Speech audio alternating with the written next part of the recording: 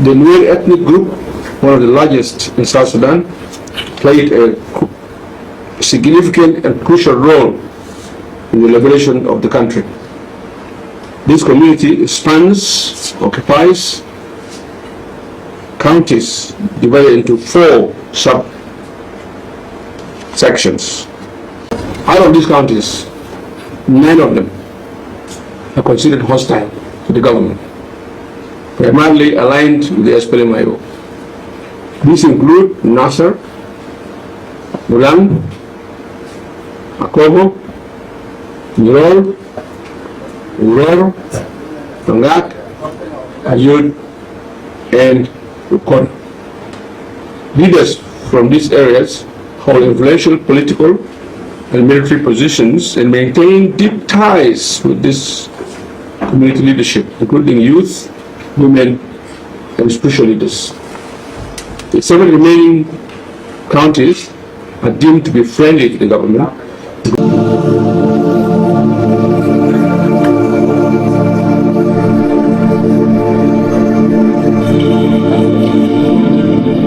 I speak to you, not just the Minister of Government Affairs, but also the Secretary General of the High-Level Standing Committee for the implementation of the agreement on the resolved conflict in the Republic of South Sudan.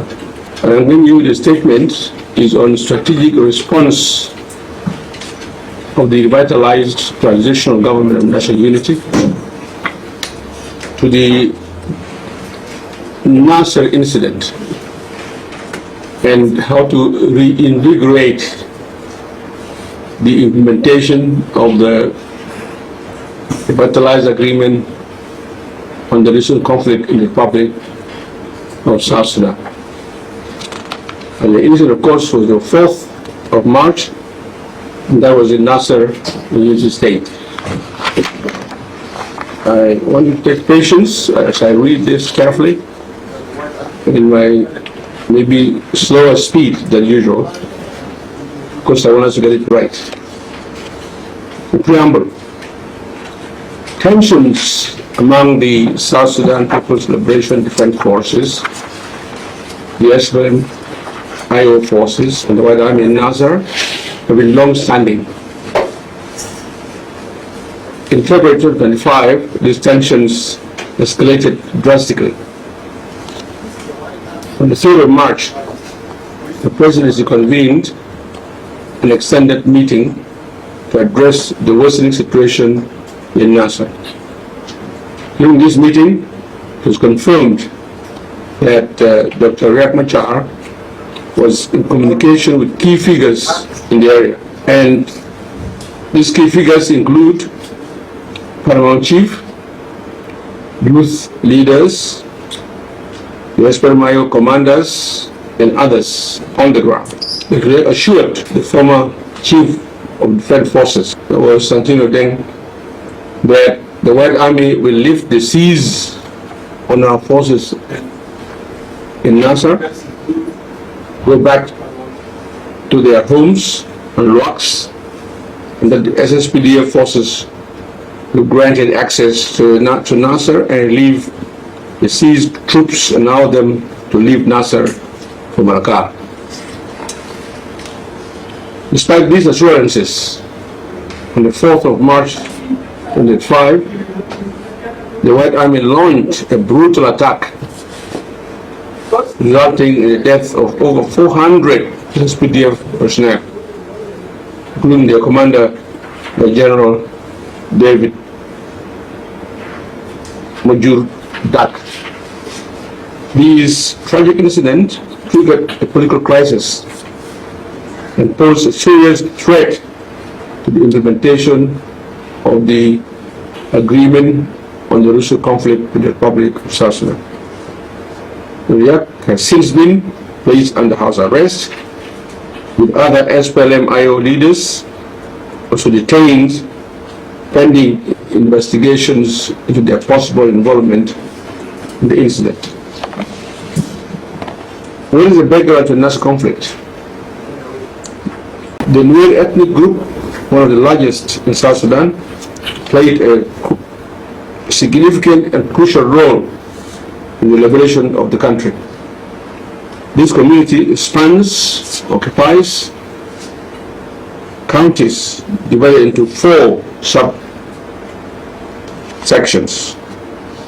The Nuer are in Nasser, in Lam, Mayandit, Nuachuk, in Upper Nile, Nuer in Akobo, in Yol, in Uror, in Nuer State, Pagat, Nuer in Lik, in Pagat, Gawar in Ayot, in Nuer State, Ventu, Nuer in Bul, Mayom, King in Wit, Dok in Lair, Young in Payajar, Hop in Mayandit, Yakai in Kwach, and Lik in Rumkona counties. Out of these counties, 9 of them are considered hostile to the government, primarily aligned with the SPLM-IO. These include Nasser, Ulang, Akobo, Nirol, Uror, Tangak, Ayud, and Rukon. Leaders from these areas hold influential political and military positions and maintain deep ties with this community leadership, including youth, women, and spiritual leaders. The 7 remaining counties are deemed to be friendly to the government, including Mayandi, Mayut, Menuachuk, as well as Big, Blair, Anijar, Mayandit, Koch, and Mayam counties in the state. What is the conflict timeline and escalation timeline? The SPLM-IO political crisis in December 2023, led by Dr. Riek Machar, formed the SPLM-IO rebel movement to fight the government of the Republic of South Sudan, causing death of innocent civilians, displacement of thousands of the people of South Sudan, and destabilizing the country. In 2015, under regional and international pressure, the parties signed the Agreement on Resolution of Conflict in the Republic of South Sudan. However, violence resumed in 2016. A new deal that revitalized the Government of National Unity was signed in September 2018, following the revised agreement to revitalize Transitional Government of National Unity. The agreement on the recent conflict in the South Sudan mandated that all parties surrender their forces to the government to form the unified national structure and relinquish administrative control of territories so that they are divided equitably between the parties to the agreement. The SPLM-IO, however, resisted government presence in areas such as Nasser, Ulam, and others that we may not need to mention now. The NSPDF attempted to assert control of Nasser in 2016, but faced strong resistance. And over the years, their forces in Nasser were marginalized, allowed only limited access to water, firewood, and food. On the 4th of March 2025, it culminated in the massacre of over 400 SSPDF soldiers by the White Army, suspected to be in collaboration with the SPLM-IO forces. What is the relation between the SPLM-IO and the White Army? While the SPLM-IO claims that the White Army operates independently, their ties to the SPLM-IO are strong and inseparable. This can only be confirmed through the ongoing investigations once the investigation is completed. So now, after Nasser, what is the strategic plan of the government? The strategic plan to reinvigorate the implementation of the access is as follows. One, we noticed and confirmed But the Nasser crisis has fragmented the SPLA into 4 factions now as we speak. One, there are SPLA-IO who are under investigation because they are in conflict with the law and the constitution. There are SPLA-IO who are in hiding. They are here in Juba, elsewhere within our country. There are also SPLA-IO who have decided to exile themselves. They ran away. And there are those who are in government with us. So what is our plan now to move the country forward? At this point, I want to mention that our commitment as the high-level committee is to make sure that we implement the agreement to move this country forward. How do we do it? We want to have one national army, disarm civilians, and make sure that the army and the police and all the other organs are in control. We want to establish a democratic system. Then we move the country to election, because we believe it's only in an election that the country will have stability. And I want to call to all of you, including our citizens, to understand that. First, as an action we want to take, number one, we want to reaffirm the leadership representation. You know that the agreement has been signed by 5 partners. But in these partners, the SPLM, the IT GONU, which is the SPLM and the parties that work with the SPLM, we are 14.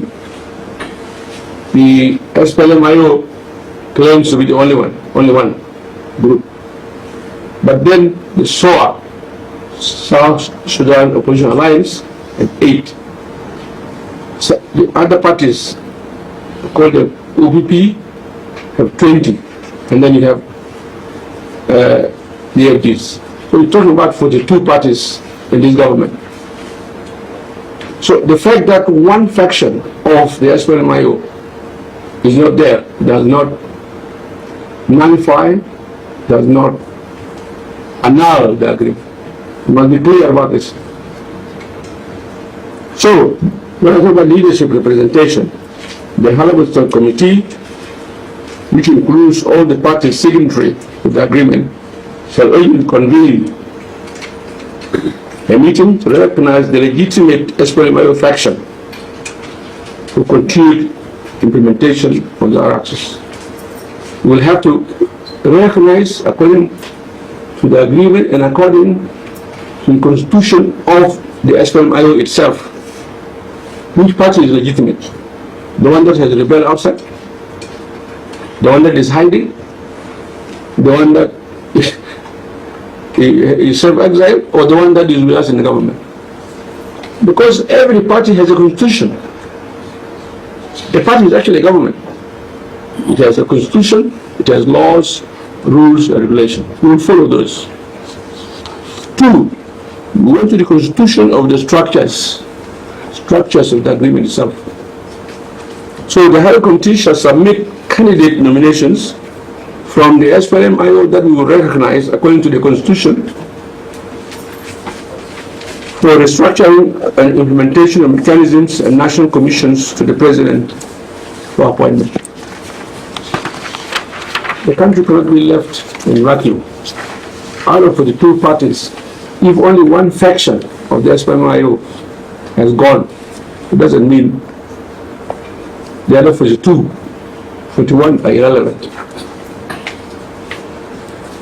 3, the High Committee will meet with the Ministry of Finance and Planning to review and realistically adjust the budget of the electoral institutions to ensure availability of funds. We must look at the budgets of these institutions. Some of them are not realistic. Now we're going to take action. We're going to monitor, once they're paid, we're going to monitor the implementation. We're going to monitor progress so that we make sure we reach to the election in 2026.